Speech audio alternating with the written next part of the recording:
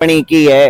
कहा है कि भगवान श्री कृष्ण चरित्रहीन है, उनकी 18,000 रानियां हैं, 16,000 रानियां हैं और 16,000 रानियों में से एक एक रानी के 100 पुत्र है। फिर भी इतना भोग करने के बाद भी कहते हैं वो काम वासना से रहित है।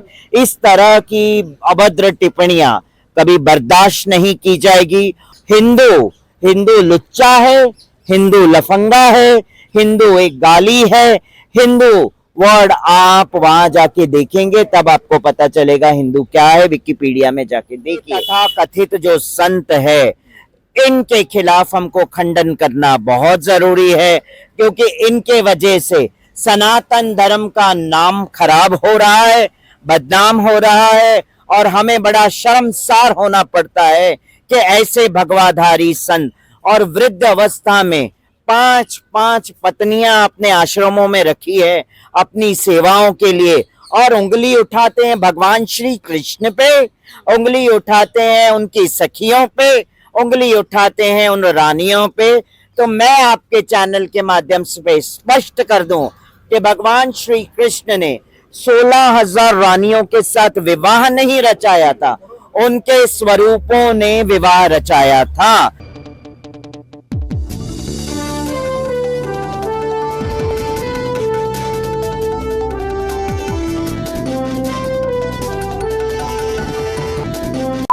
नमस्कार साथियों, बहुत बहुत स्वागत है आपका न्यूज पे। मैं हूं आपके साथ सवेरा छाबड़ा और इस वक्त मेरे साथ मौजूद है वो शख्सियत जो आज किसी भी परिचय का मोहताज नहीं है। तो मैं परिचय तो दूंगी नहीं क्योंकि आप सब इन्हें जानते हैं। हेमांगी सखी जी मौजूद हैं और लगातार खबरों में इस वक्त बनी हुई है क्योंकि कुमार स्वामी जो कथावाचक हैं उन्होंने एक अभद्र टिप्पणी भगवान श्री कृष्ण को लेकर की है। बहुत शर्म की बात है, हमारे हिंदू धर्म में इस तरीके से जो कथा करते हैं वो इस तरीके के बयानबाजी करते हैं। तो ये लगातार इस मुद्दे को उठाती आ रही हैं, तमाम चैनलों पे इन्होंने अपने इंटरव्यू दिया। आज हम भी इनसे बातचीत करने की कोशिश करते हैं। क्या कहना चाहते हैं? मैं यही कहना चाहती हूँ, एक सनातन धर्म का धर्म गुरु जो अपने आप को धर्म गुरु बताता है, ब्रह्म ऋषि कुमार स्वामी, जिसने भगवान श्री कृष्ण के ऊपर अभद्र टिप्पणी की है। कहा है कि भगवान श्री कृष्ण चरित्रहीन है, उनकी 18,000 रानियां हैं, 16,000 रानियां हैं और 16,000 रानियों में से एक एक रानी के 100 पुत्र है। फिर भी इतना भोग करने के बाद भी कहते हैं वो काम वासना से रहित है। इस तरह की अभद्र टिप्पणियां कभी बर्दाश्त नहीं की जाएगी और ऐसे तथा कथित धर्म गुरु जो अपने आप को धर्म गुरु बताते, इनके खिलाफ ऑल ओवर स्टेट्स में हम आंदोलन करेंगे और इस संत का खंडन करेंगे। ऐसे संत आने वाली न्यू जनरेशन्स की पीढ़ियों को बरगलाते हैं और उन्हें गलत मार्ग दिखाते हैं। इसीलिए इन्होंने दूसरा एक वीडियो में क्या कहा, हिंदू लुच्चा है, हिंदू लफंगा है, हिंदू एक गाली है। हिंदू वर्ड आप वहां जाके देखेंगे तब आपको पता चलेगा हिंदू क्या है। विकिपीडिया में जाके देखिए। तो ये चीजें, एक जब अपने आप को संत कहता है और वो उसका वर्ल्ड वाइड नाम होते हुए भी उन्होंने इतनी बड़ी टिप्पणी कैसे कर दी, उसका जवाब कुमार स्वामी से मैं मांगती हूँ। मुझे जवाब दे कुमार स्वामी इन सब बातों का।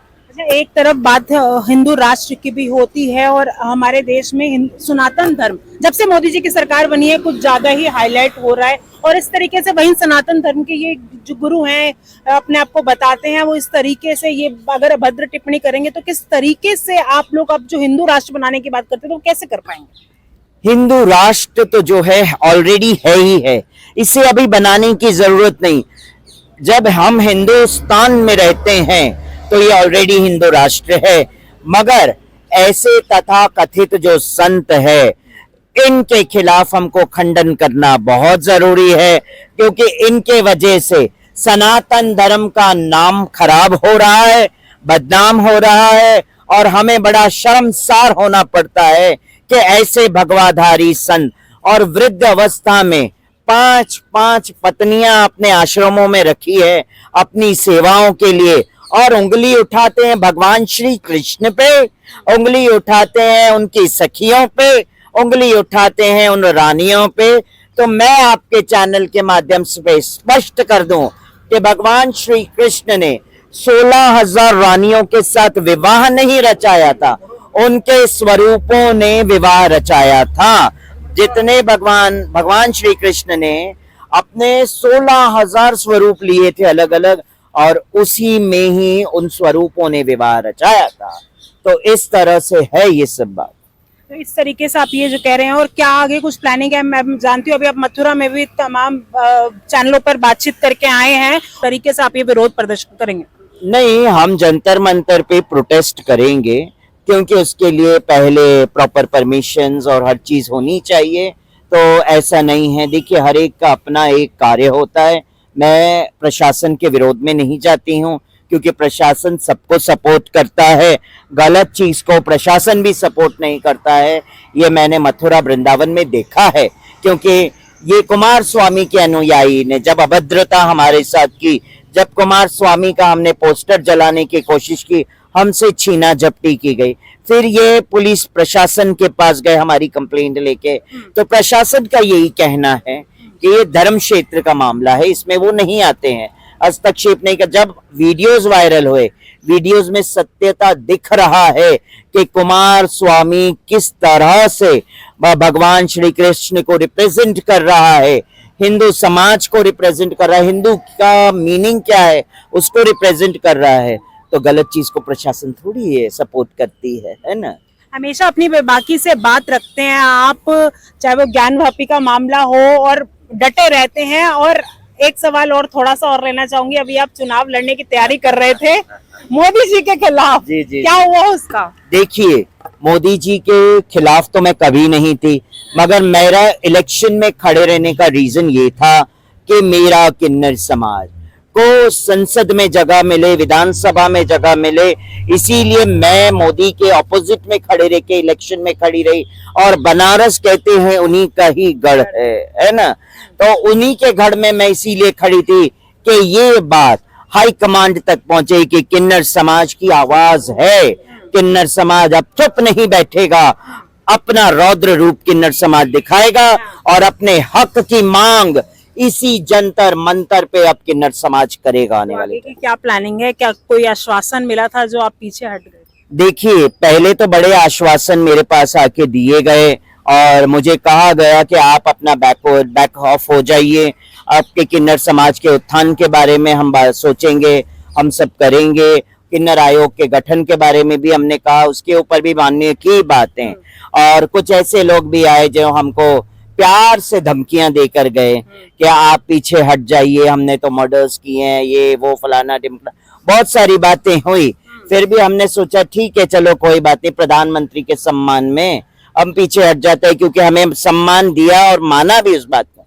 मगर उसके बाद कहीं ना कहीं बीजेपी उस सम्मान को लेकर, आज मंत्रिमंडल की इतनी बड़ी बैठक भी हुई, मंत्रिमंडल का शपथ ग्रहण हुआ, सब कुछ हुआ, उस मंत्रिमंडल में मेरा किन्नर क्यों नहीं? मैं यही सवाल आपसे पूछना चाह रही थी। बैठक हुई और अब संसद सत्र चल रहा है, तो क्यों आप लोगों की, आपको जो आश्वासन मिला, फिर आप आगे क्या प्लानिंग है? तो यहाँ से पता चलता है ना कि बीजेपी सरकार कितना बड़ा झूठ फैला रही है, कितना बड़ा पाखंड है कि आज तक क्यों नहीं किन्नर समाज को सत्र में इनवाइट किया गया, उस सत्र में बैठक के लिए हमें क्यों नहीं बुलाया गया? इनवाइट को छोड़ो, जिस तरीके के नतीजे आए हैं, मोदी जी भी लगभग 1-1.5 लाख वोटों से जीते हैं, क्यों ऐसा? तो ये क्या आपका भी थोड़ा सा क्या योगदान रहा है उसमें?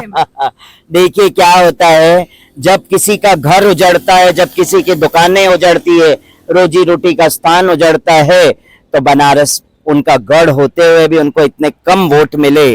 अयोध्या क्यों छूटी? अयोध्या में भी अयोध्या वासियों से इंटरव्यू लीजिए आप।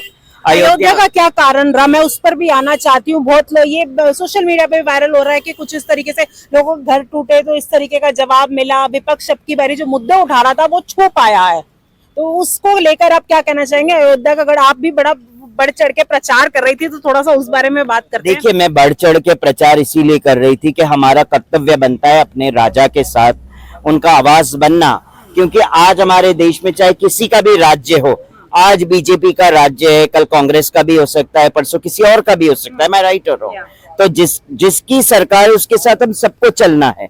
तो हमने बढ़ चढ़ के प्रचार किया, मगर हकीकत कुछ और था। जो वहां के रहवासियों ने मुझे जब बताया कि उनके घर टूट गए, उनको मुआवजे के नाम पे कुछ दिया नहीं गया। तो मैं ये नहीं कहूंगी कि प्रधानमंत्री की गलती है, मैं ये नहीं कहूंगी कि जेपी नड्डा की गलती है, मैं ये नहीं कहूंगी कि अमित शाह की गलती है, मगर गलती वहां के कार्यकर्ताओं की है। जो मुआवजा सरकार तो ने भेज दिया आपको, आपने क्यों नहीं आगे मुआवजा दिया? आपने वो मुआवजा अपनी जेबों में भर लिया और अपने बंगले बना लिए, अपने जैगवार गाड़ियां बना ली, सब कर लिया, आपने बिजनेस स्टार्ट कर लिया। गरीब बेचारा रोता रह गया सड़कों पे। इसी के वजह तो बीजेपी की तो हार हुई है वहां पे अयोध्या में। तो कहीं ना कहीं तो बीजेपी पीछे रह गई ना, कि 400 पार का जो इनका नारा था वो ठस होता हुआ नजर आया। क्योंकि आदरणीय प्रधानमंत्री नरेंद्र मोदी जी को अपने कार्यकर्ताओं पे बहुत भरोसा था कि वो बहुत अच्छा कार्य कर रहे हैं, मगर आज उनको समझ में आना चाहिए कि काशी के भी उनके कार्यकर्ता बराबर नहीं है और ना ही अयोध्या के उनके कार्यकर्ता बराबर है। अगर कार्यकर्ता उनके बराबर होते तो आज ये नौबत मोदी जी, अमित शाह और जेपी नड्डा को ना देखना पड़ता। बहुत बहुत धन्यवाद आपका।